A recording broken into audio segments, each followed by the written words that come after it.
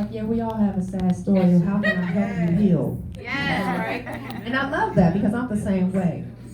We've all had a past. We've all had mess. We've had testimonies and trials and tribulations and storms, and life happens moments. And that's good. But what can I do to help you heal, sis? And when I met Julie, Julie had that attitude was, I hear your story and I see you, but what can we do about it? And I love that. So I am going to let Leslie introduce Miss Julie.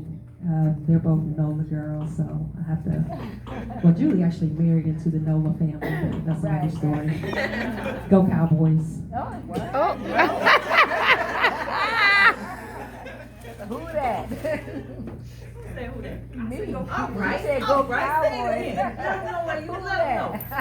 I'm sorry, my New Orleans came off. I'm sorry. I'm not. I will not take a long time. I really feel like Julie needs no introduction. Right. I want her to be able to get up here and just. It's hard sometimes for us to brag on ourselves, but sis, Yes. do it. Yes. Yes. Take a drink. I'm gonna just tell a quick little story.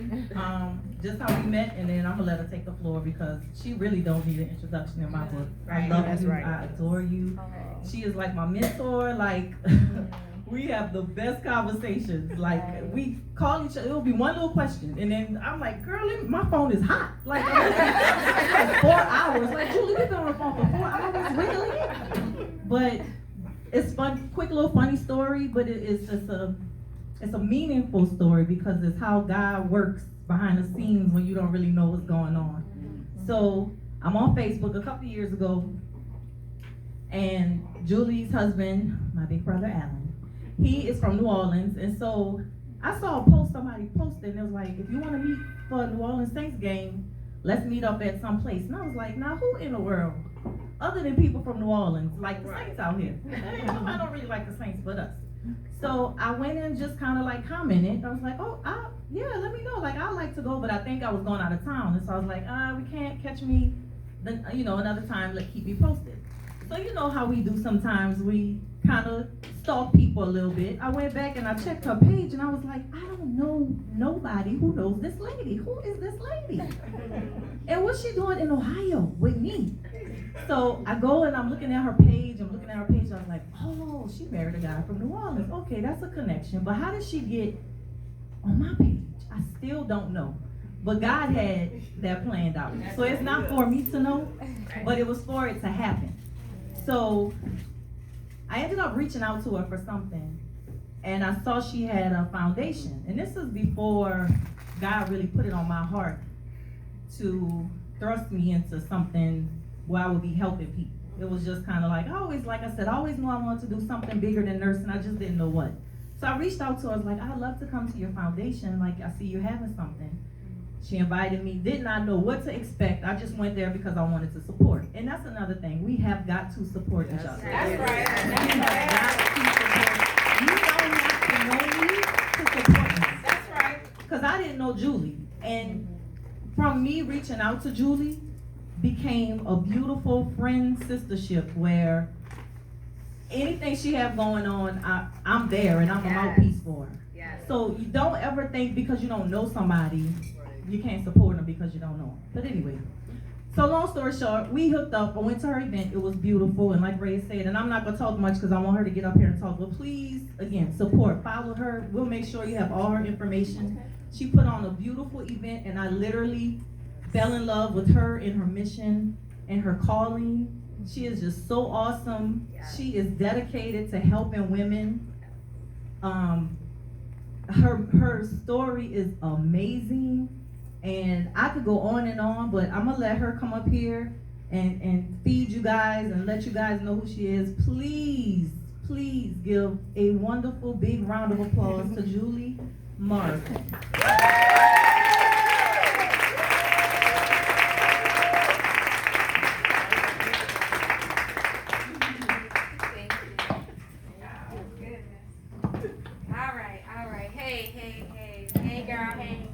Hey, girl, hey. Now, Dr. Rhea, now how you gonna put me after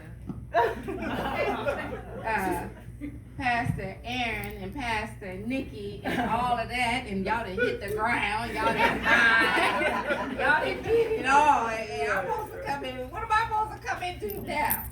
So my whole thing is I don't want to bleed on y'all. You know what that means? Bleed.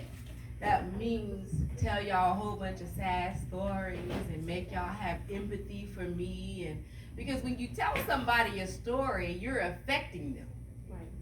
You give somebody a visual of your experience. So I always want to make sure that my story is to feed you, to teach you, and to help you, but not necessarily for you to feel sorry for me. Amen. Because I really believe I'm a superhero. Yes!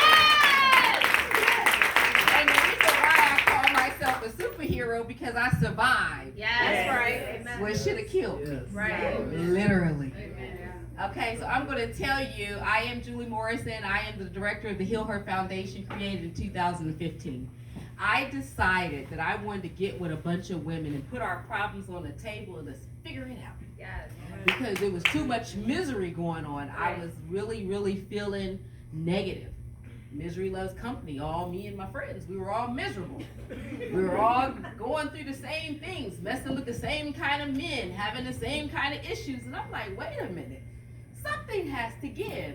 When I started to kind of like get into the ministry, and I'm not a minister or a pastor or anything, but I started to learn and wanted to understand what God's purpose was for my life, then I started to think like, wait a minute, I'm going to have to step out of the bubble to learn something different.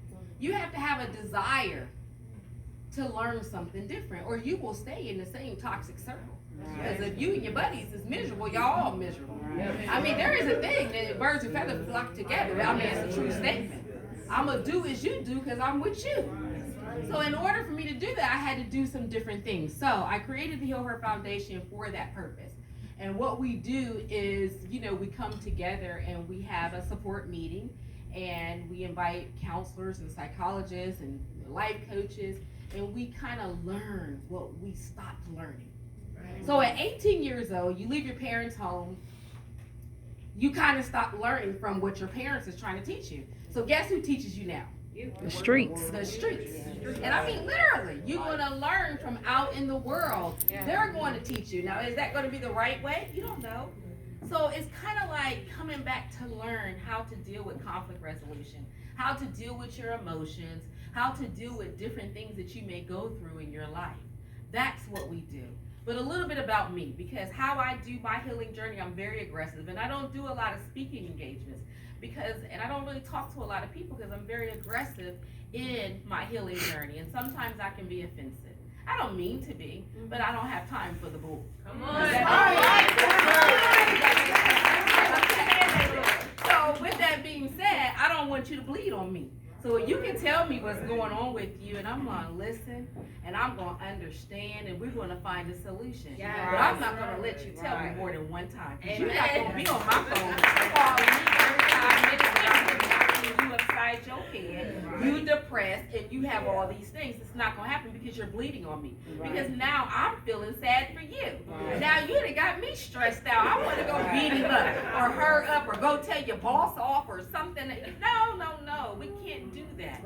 And you have to be mindful when you're telling your story. Make sure that it is teachable and not necessarily that you're looking for sympathy, because it's called victimization.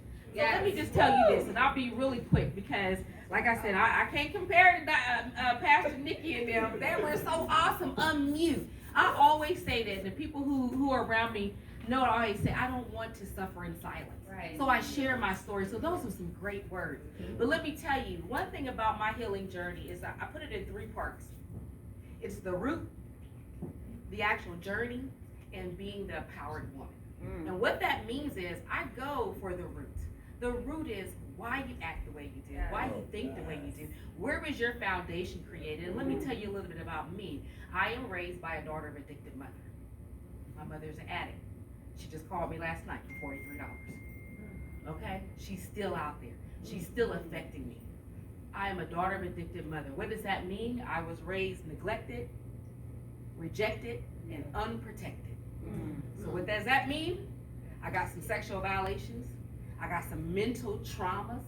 I got some things that happened to me in my youth. And she wasn't there to protect me. So I became angry. Okay? I became angry because she didn't protect me. I felt entitled. Why don't I have a Claire Huxtable mother? Why am I ashamed of my mother? I'm not going to be that kind of mother to my child. So all of that creates a whole traumatic experience. So when I did become a mother, and that's a whole different story, I overcompensated. So now I got this little rotten little boy. Oh yeah. That my mother-in-law said you spoiled him. Now you got to deal with him. That's right. So with my childhood growing up like that and being around some not so nice people and drug addicts and pimps and prostitutes, whatever you want to call them, because I have a lot of friends. My husband said, "How do you know these people?" I said, "Boy, you just don't know where I came from and who I was raised around." So with that being said, I carried a lot of that trauma into my adulthood, trying to figure it out on my own. So what ended up happening? Self-medication.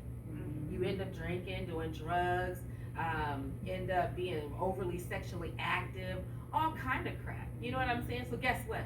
I get pregnant. This guy is just not really what I want. I mean, it's not. I don't want to be on welfare. I don't want to be like the statistics. All my friends are having abortions, so yes, I'm gonna go get an abortion. I had an abortion and became barren. You know what that does to a woman? All my friends did it. She'd been pregnant 19 times and she got 3 kids. That means she'd had 16 abortions. Why I get 1 abortion? And next thing you know, I can't have a baby. It's something to do with your womanhood that you can't do what's naturally for you. And it hurt me. And I dreamt about this baby. And then, he was my husband. He went and got somebody else pregnant. That destroyed me. So now I can't have a baby. He has a baby on the way.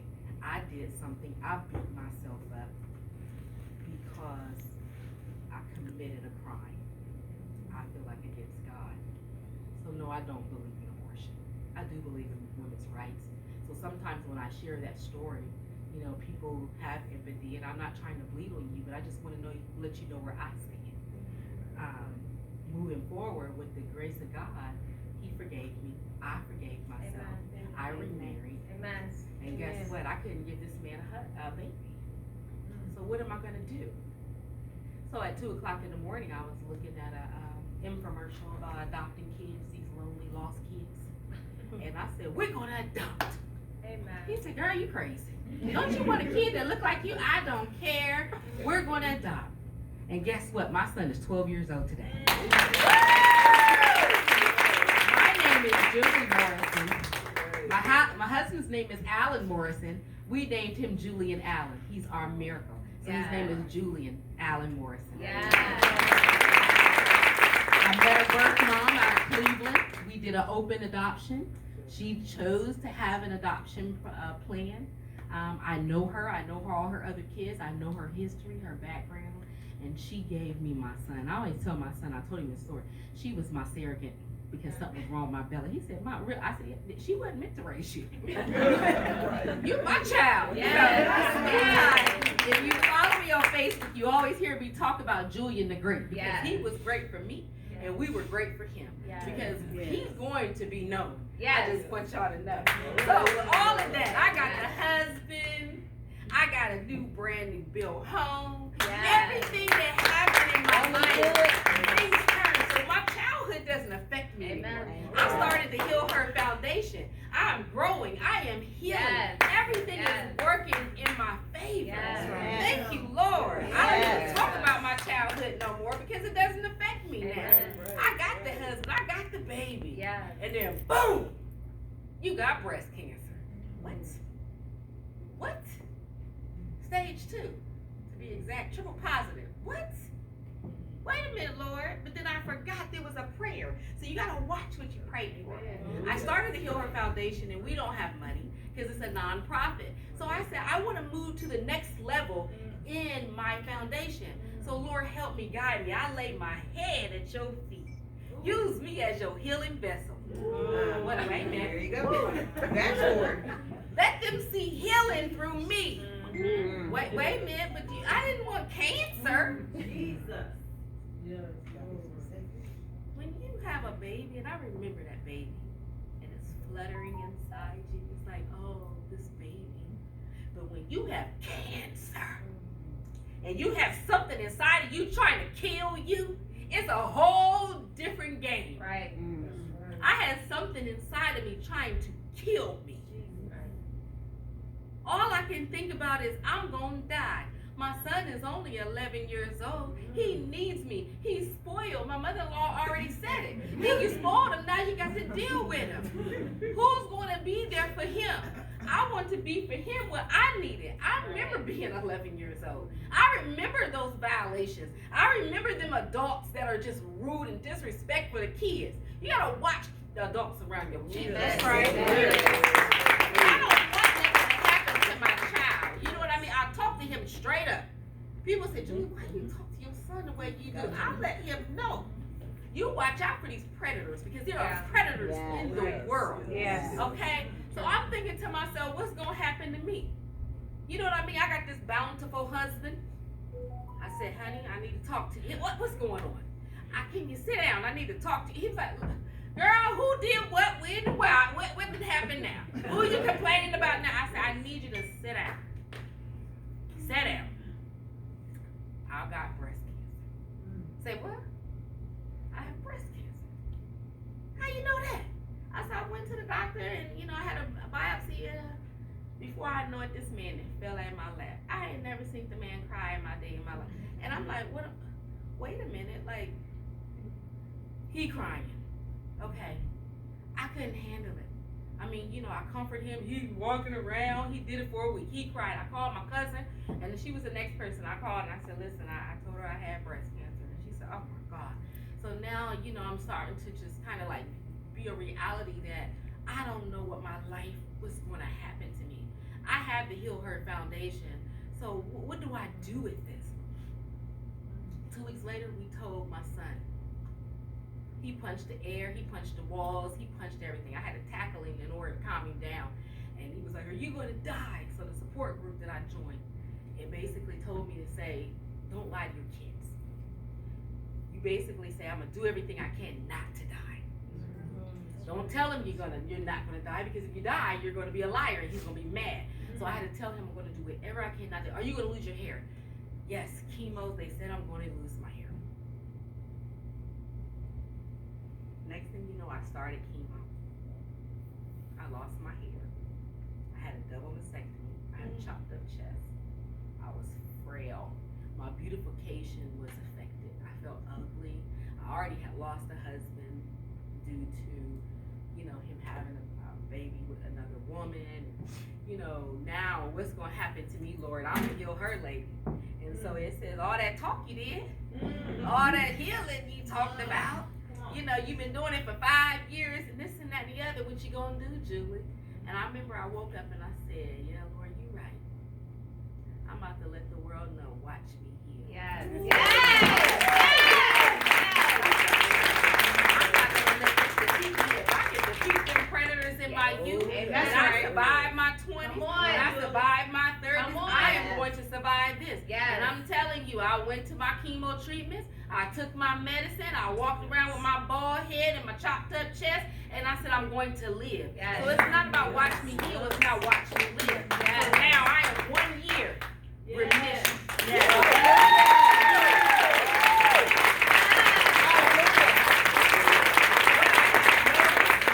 What I have noticed is that breast cancer is not really talked about amongst the Black community. Sure isn't. I know other communities, they celebrate, they paint their face, they got motorcycles, they do all kind of stuff. So I wanted to celebrate the pain that I went through, because chemotherapy ain't no joke. None. Okay, it will lay you out. And I remember struggling. I said, I'm gonna go to every football game my son. And every football game I was there. And I just went, and I was hurting, and I lasted for that 45 minutes, and I went home and fell out. Because when you have a disease that you can't explain what it feels like to other people. That's right. I just want to thank my community. They came and they fed me. They took me to the doctor. They helped my husband out, because I remember one day I was laid out. I seen the door open. A tall person was peeping at me. Door shut. Then the door opened again. A short person was peeping at me. I said, this fool's over here trying to figure out, am I still? Is she alive in there? One thing that I noticed, and I'm going to wrap this up. One thing that I noticed, I felt as a mother and a wife to subside my illness for them. Why do we do that? I don't understand, because he couldn't handle them men. Girl, we don't have to love them like they normal. Because he couldn't handle my illness, my husband or my son. My son, he ended up getting separation anxiety, but he clutched to my husband. It's like wherever my husband was, and he over there looking at me like, I'm with if she died, I'm with you. You know what I'm saying? Like, what in the heck is going on?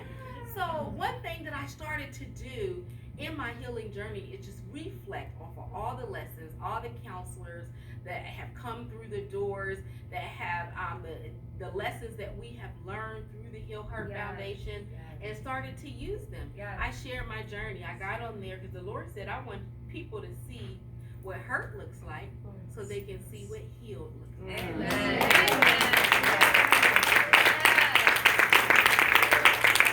today I sit here in my cute little pink dress with my fabulous wig on, because my hair ain't come back all the way. That's all right. And I just want to thank y'all for hearing me and listening to me. And I want to invite all of you to the Pink Luncheon. It's a celebration of women who have experienced breast cancer, because guess what? They don't celebrate us like that. We're allowed to go to those functions, but when I tell you we get down, girl, we dance and we bring our pink dresses out and we eat and we fellowship. So yeah, follow me, healher.org. Thank you.